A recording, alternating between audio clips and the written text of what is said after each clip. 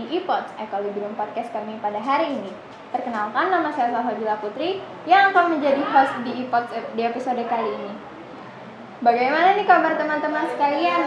Mudah-mudahan baik ya. Amin. Oke, kali ini kita akan membahas topik yang sangat menarik dan bermanfaat loh, yaitu mengenal program MBKM, manfaat dan peluang.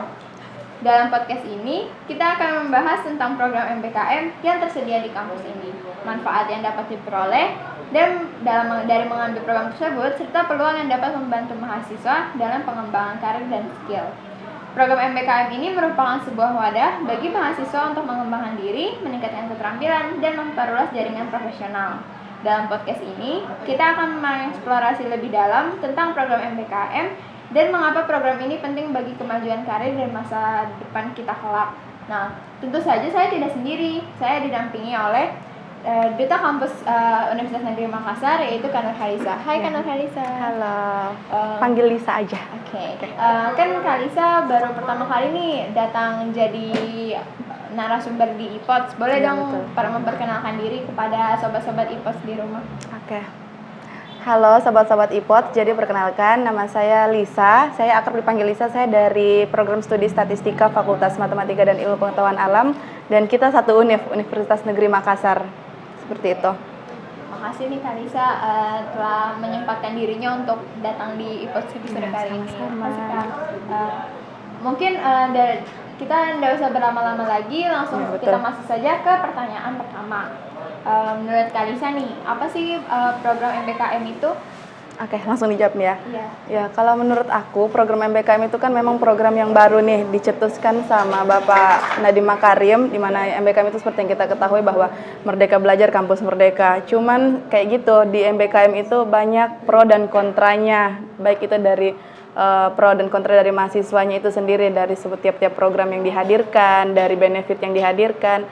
Tapi sebenarnya program MBKM itu tujuannya cuma satu dari Bapak Nadiem Makarim, supaya ini mahasiswa dia nggak selalu stuck belajar di dalam kampus, cuman dia juga punya skill dan punya link juga di luar kampus. Sebenarnya seperti itu kalau menurut saya. Kan tadi kakak juga sempat membahas tentang benefit nih Kak. Iya betul. Kira-kira apa saja sih benefit yang ada dari MBKM ini? Iya. Kalau benefit yang saya rasakan selama ini ya, yang dari pengalaman saya pribadi selama ikut MBKM, program-program dari MBKM itu, pertama pastilah itu konversi mata kuliah yang banyak banget. Kebetulan juga program studi saya, alhamdulillah dia selalu mendukung setiap program MBKM dan selalu mendukung konversi-konversi yang kami hadirkan, yang dihadirkan sama program MBKM itu sendiri. Jadi kalau sebenarnya saya selalu baca di komen-komen tuh ada beberapa program studi atau jurusan yang memang tidak mau ikut sama sistemnya MBKM itu sendiri, sehingga dia nggak pernah mau setuju tuh sama konversinya. Jadi mungkin itu bikin mahasiswanya itu agak kesel gitu. Nah, ini mahasiswanya keselnya sama si program MBKM itu sendiri. Padahal seharusnya coba deh bicarakan baik-baik sama dari pihak si jurusannya itu, seperti itu. Kalau misalnya program-program yang ada di MBKM sendiri tuh apa aja sih Kak? Jadi bagaimana program-program tersebut bisa membuat mahasiswa dari berbagai jurusan tertarik? Ya, oke. Kalau dari pengalaman pribadi lagi dari pengalaman pribadi saya, kan saya bidang ilmunya ini statistika murni ya. Nah, cuman kan ini saya sementara lagi ikut kampus mengajar angkatan 5. Otomatis kalau untuk dilihat dari bidang ilmu saya nggak pernah dapat tuh untuk masalah pendidikan seperti itu. Apalagi tentang bimbingan kepada murid-murid, tentang RPP seperti itu saya nggak pernah dapat di jurusan saya. Cuman begitu, saya ikut itu, dan itu juga kaprodi saya menyarankan ikut tersebut karena memang dia bilang nggak apa-apa, silakan coba aja, karena nanti juga ilmu kamu yang kamu dapat di dari jurusan kamu bukan selamanya itu kamu bakal gara-gara statistika berbicara tentang data terus, enggak. Maka dari itu pasnya itu apply di kampus mengajar, oh iya ternyata masih banyak kok di bagian-bagian sekolah, bukan cuma sekedar tentang RPP ataupun tentang mengajar murid. Nah, terus juga untuk pernah ikut kemarin WMK angkatan 1 juga, kewirausahaan, itu tempat-tempatannya kemarin di Unismu.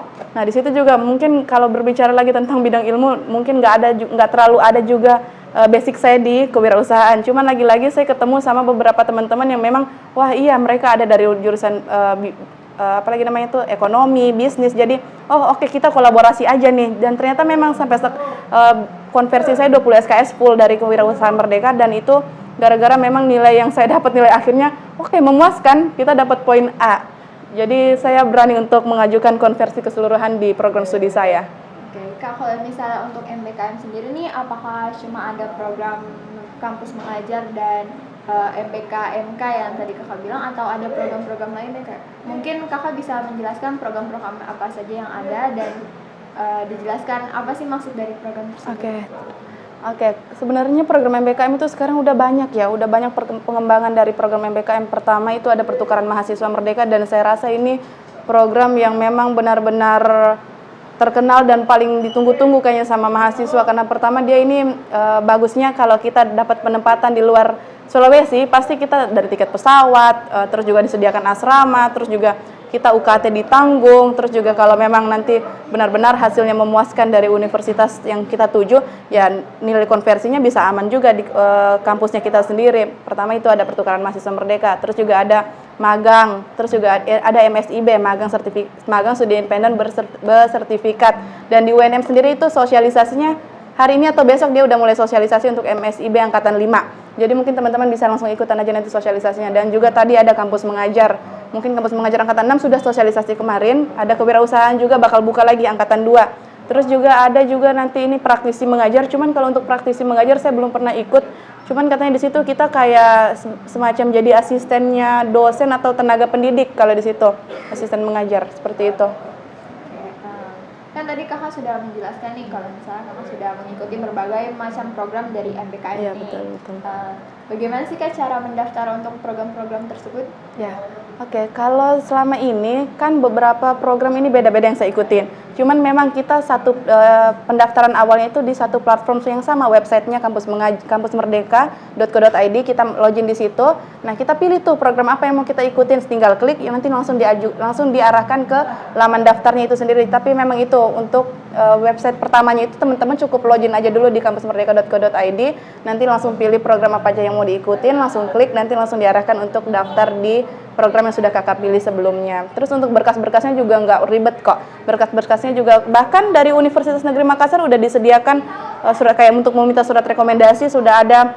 Kalau dari MIPA sendiri ada di Smart MIPA, kita bisa langsung ajukan sendiri, langsung otomatis kok ke download itu surat rekomendasinya. Jadi nggak perlu lagi harus menghadap ini menghadap itu secara offline, tuh nggak perlu kayak gitu. Jadi ada persyaratan khusus nggak sih Kak untuk mendaftar di MBKM tersebut? Kalau persyaratan khusus mungkin dari semesternya ya dilihat, kayak ini kampus mengajar kan harus di atas minimal semester 4. Karena kemarin saya juga pernah waktu kan ini kampus mengajar dia beda-beda persyaratannya setiap tahun itu. Nah, sekarang bagusnya di kampus mengajar angkatan 6 dia minimal semester 4 udah bisa daftar.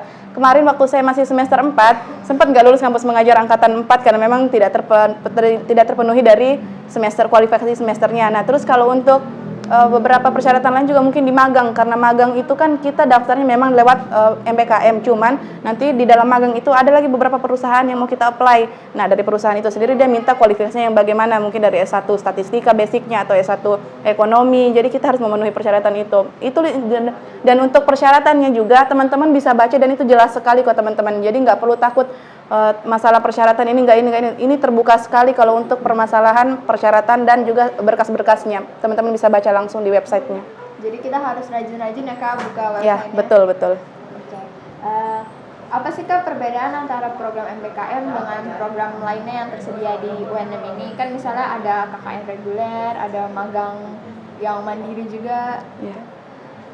Kalau ditanya perbedaannya program MBK yang dihadirkan sama MBKM sama dihadirkan memang mandiri dari UNIF, sebenarnya nggak terlalu banyak berbeda ya, karena memang sebelumnya juga saya selalu kok ngikutin perkembangannya bagaimana KKN reguler, magang mandiri, itu juga mereka asik. Apalagi KKN reguler itu kan kita kumpul sama beberapa fakultas tuh, jadi banyak teman, dan terus juga kita dikirim ke luar-luar kota dari si Sulawesi Selatan ini. Cuman memang itu mungkin kenapa ini MBKM banyak peminatnya, karena mungkin memang lagi eksis di kalangan mahasiswa, mungkin seperti itu. Dan juga jumlah konversinya itu juga lebih banyak dari magang mandiri ataupun KKN reguler. Cuman kalau dilihat dari pengalaman atau apanya, sebenarnya saya rasa sama ya, karena memang KKN reguler juga itu tadi kita juga menemukan banyak orang di situ, banyak kepala di situ, kita ajak berpikir. Untuk MBKM juga seperti itu. Mungkin nilai plusnya karena fully funded juga kan? Iya, betul seperti itu. Oke. Selanjutnya nih Kak, menurut pengalaman kakak sendiri, pengalaman apa saja sih kak yang kakak dapatkan dari MBKM tersebut? Ah ya, kalau pengalaman ini pengalaman baik dan pengalaman buruk udah pernah saya dapetin semua dari program MBKM. Kayak di pertukaran mahasiswa kemarin kita masih online, dan ini sebenarnya ini udah offset sekali yang saya lakukan sama teman-teman saya, karena kan kemarin PMM 1 dia online. Nah, salahnya saya sama teman-teman saya di sini waktu pertukaran mahasiswa Merdeka itu saya ambil full SKS di kampus yang nerima saya di pertukaran. Nah, sementara yang di offline di kampus ini di UNM saya juga ambil SKS full. Jadi total di situ waktu semester 3 kalau nggak salah itu saya dapat saya ikut kuliah itu 43 SKS. Seperti itu, mungkin memang itu kebut SKS itu, tapi karena memang komunikasi kita bagus sama tim prodi, jadi ya sekarang lancar-lancar saja, dan sekarang saya posisi ada di semester 6, alhamdulillah. Terus kalau untuk pengalaman buruknya juga, waktu kewirausahaan saya sempat pernah nggak lolos sebenarnya.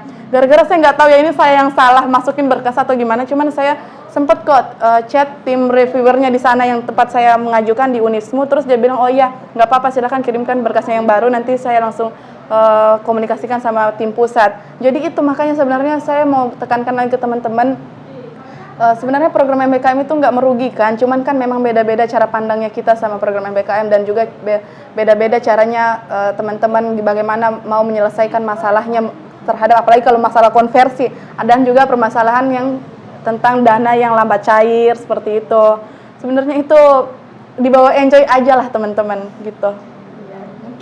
Mungkin agak lama tapi pasti cair ya, pasti cair kok. Oke. Menurut kakak nih, bagaimana sih program MBKM itu dapat membantu kita nih mahasiswa untuk mengembangkan skill dan karir untuk masa depan? Ya betul. Untuk mengembangkan skill lagi-lagi kan memang seperti itu, kayak di bidang ilmu saya statistika, cuman saya ikut kampus mengajar, oh ya saya tahu ternyata guru-guru bikin RPP tuh kayak gini caranya. Terus caranya mengajar murid yang baik dan benar itu seperti ini loh. Terus bagaimana juga kita melakukan bisnis yang baik, kewirausahaan yang baik juga saya belajar dari WMK Angkatan 1. Terus juga saya belajar mengenai bagaimana sebenarnya kalau untuk dibicarakan tentang ilmu luarnya, di pertukaran mahasiswa saya bisa lihat, oh ternyata begini loh orang-orang Jawa caranya belajar, ternyata nggak beda jauh kok sama kita, cuman mungkin mereka lebih diam-diam tapi ambis, cuman kita lebih ke selalu bersaing maunya gitulah. Itu sih yang lebih paling yang saya dapatin. Terus juga kalau untuk karirnya juga kan CV-nya teman-teman bakal ke-update tuh kalau banyak program-program MBKM yang diikutin, jadi lebih cantik dilihat nantinya CV-nya. Jadi nggak rugi ya kalau misalnya ikut MBKM, walaupun pasti banyak kesulitan yang dihadapi, tapi setelah itu pasti banyak sekali langsung full senyum, apalagi walaupun dana cairnya lambat, kalau udah pas cair itu pasti full senyum kok. Karena lumayan juga ya kan? Iya lumayan, itu nggak pernah ada dana MBKM setahu saya yang pernah saya ikutin, program-program nggak pernah ada yang di bawah 1 juta. Lumayan sekali, apalagi buat mahasiswa. Iya, uang jajan. Iya, terus Kak, bagaimana nih program MBKM dapat membantu Kakak dalam pengembangan pribadi dan akademik? Kalau dari pengembangan pribadi saya, mungkin saya yang tadi orangnya males atau mageran, tapi tiba-tiba ikut program MBKM dapat satu tim yang memang benar-benar ambis dan benar-benar, ya saya butuh nih sama program ini, jadi tolong dong kita satu tim harus punya memang kinerja yang baik. Jadi otomatis saya juga rasa malas saya harus terkubur dalam-dalam karena oh ya tim saya juga ini berharap sama saya juga harus seperti ini. Mungkin itu untuk pengalaman untuk pribadi saya. Nah kalau untuk apa tadi satunya? Itu Kak, pribadi dan akademik. Nah untuk akademik saya ya mungkin akademik saya lebih cepat, dan juga memang kalau mau dibilang gara-gara konversi terus makanya habis mata kuliah, ya memang seperti itu adanya. Prodi saya juga udah setujui kok hal tersebut, jadi ya mau nggak mau saya juga lihat peluang kan, maka dari itu ya selagi ada dan selagi saya juga mampu untuk melakukannya ya saya iakan saja. Mungkin sobat Equilibrium yang sedang nonton nih bisa ikut-ikut caranya Kak Haliza untuk lulus cepat. Amin. Semoga tahun ini ya. Iya. Selanjutnya nih Kak, menurut Kakak apakah program MBKM dapat membantu mahasiswa dalam mempersiapkan diri untuk kerja? Kalau bicara seperti itu pastinya ada, kita bawa hasil-hasil yang kita udah dapat dari program MBKM, kita bawa keluar ke dunia kerja itu supaya nggak kaget, oh iya ternyata kerja sama tim itu memang kita rasa gampang, tapi ternyata ada beberapa tim yang memang ada yang egois lah, ada yang maunya menang sendiri lah. Jadi kita harus benar-benar kayak menempatkan diri yang sesuai, kayak mau dikata netral juga enggak, tapi kayak biar bagaimana kita ini bisa selalu sejajar sama tim kita. Itu sih yang paling saya rasa awkward banget kalau saya dapetin itu, apalagi beberapa tim yang saya selalu hadapi di program-program MBKM yang memang tim pertama dia benar-benar ambis. Nah, bukan berarti saya nggak ambis juga, tidak, cuman kayak lebih ke santai aja dulu, jangan dulu langsung gas. Kita bisa kok pelan-pelan, tapi memang seperti itu. Manusia kan beda-beda. Jadi saya juga kadang kena mental, tapi kadang-kadang juga tetap full senyum. Seperti itu. Terus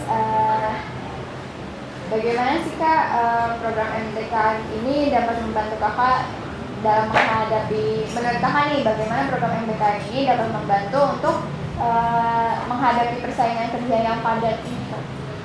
Kalau bicara tentang persaingan kerja, mungkin beberapa orang juga punya cara pandang yang gara-gara saya nggak ikut program MBKM, saya gini sih di dunia kerja.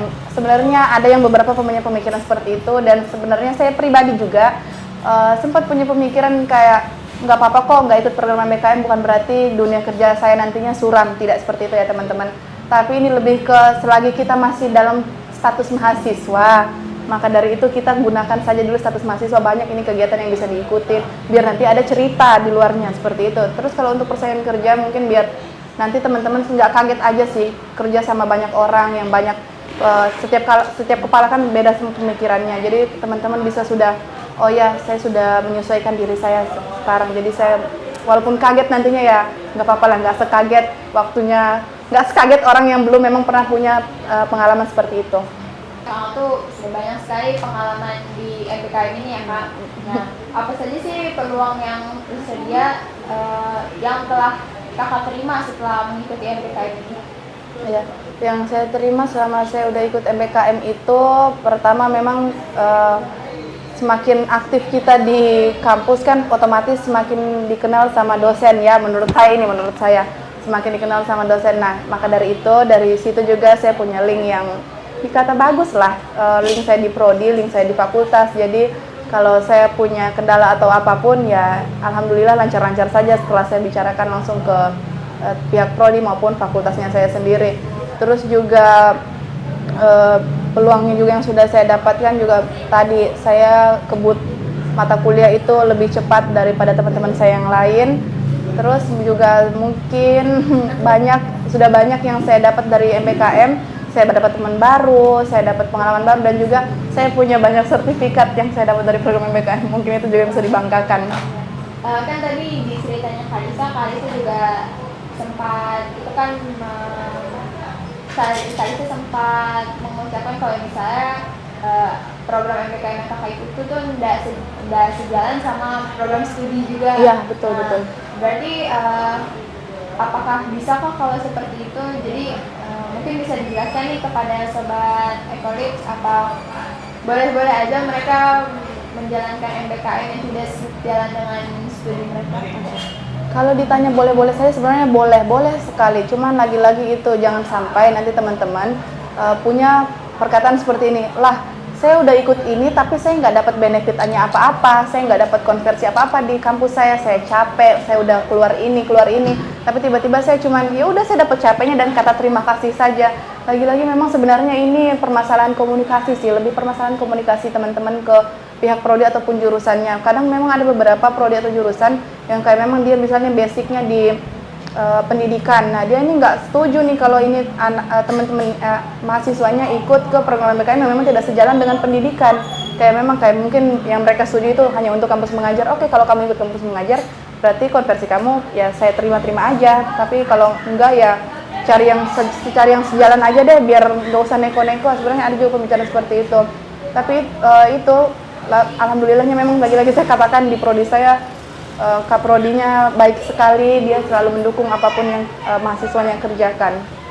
Jadi bagi sobat IPOS di rumah, untuk lebih yakin untuk mengikuti MBKM yang di luar dari jurusannya, lebih baik tanyakan dulu ke prodinya masing-masing ya, untuk kepastian apakah akan dikonversi atau tidaknya program MBKM yang dijalani. Ya betul. Oke.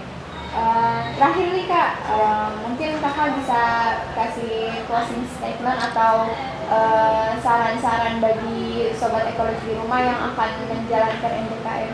Oke. Kalau closing statement sama saran-saran dari saya lebih ke silahkan teman-teman pergunakan statusnya sebagai mahasiswa sebaik-baiknya sebelum nanti ada status alumni seperti itu. Karena kalau udah alumni ya nanti teman-teman pasnya lanjut studi lagi baru teman-teman bisa ngerasain pengalaman-pengalaman ataupun kegiatan-kegiatan yang memang berbaur dengan universitas ataupun yang lainnya. Karena memang kan apalagi kalau teman-teman lagi masih mahasiswa di S1 nih, itu banyak banget program yang terbuka teman-teman. Jadi silahkan pergunakan itu sebaik-baiknya. Ada nanti yang bisa teman-teman ceritakan. Dan juga itu CV-nya teman-teman bagus sekali kalau teman-teman banyak ikut program MBKM. Sertifikatnya juga sebagai bukti pendukungnya teman-teman. Terus juga nanti teman-teman punya banyak link dari beberapa universitas ataupun bahkan di luar dari Sulawesi Selatan juga teman-teman kalau misalnya ikut program MBKM yang dan sampai bisa keluar itu lebih bagus lagi. Terus kalau untuk closing statementnya jangan terlalu memikirkan sesuatu yang belum terjadi seperti itu teman-teman. Silakan langsung aja lanjut aja, gas aja. Seperti Insya itu. Allah bisa ya? Iya, insya Allah bisa dan kuat kok pasti. Terima kasih nih Kak. Sama-sama.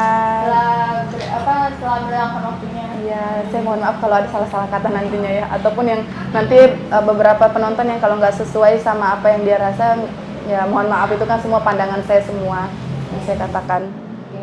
Boleh nggak sih Kak kalau misalnya teman-teman IPOTS ini ingin bertanya-tanya ke Kalisa? Oke, silakan, nggak apa-apa kok.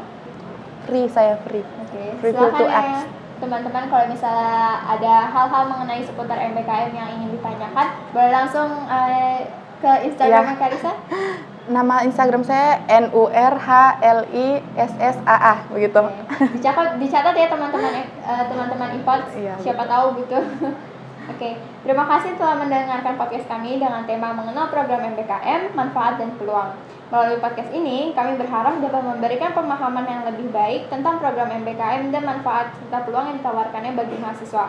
Dalam program MBKM ini, mahasiswa dapat mengembangkan keterampilan dan pengetahuan yang sangat berharga dalam persiapan karir, pengembangan diri, dan keterampilan kepemimpinan. Mahasiswa juga dapat memperoleh kesempatan untuk memperluas jaringan profesional mereka, serta memperoleh pengalaman dalam berbagai bidang hidup. Kami ingin mengucapkan terima kasih kepada narasumber kita nih Kak, yang telah berbagi pengalaman dan pengetahuannya tentang MBKM, dan kepada Sobat Ekolips yang telah mendengarkan podcast ini. Jangan ragu untuk mencari informasi lebih lanjut tentang program MBKM dan mempertimbangkan untuk mengambil program ini. Kan tadi kontak Kalisa sudah disebutkan ya, jadi jangan ragu-ragu untuk menghubungi Kalisa ataupun menghubungi MP Prodium FEB UNM. Teruslah belajar dan berkembang, dan semoga sukses selalu menyertai kita semua. Sampai jumpa di podcast selanjutnya. Dadah.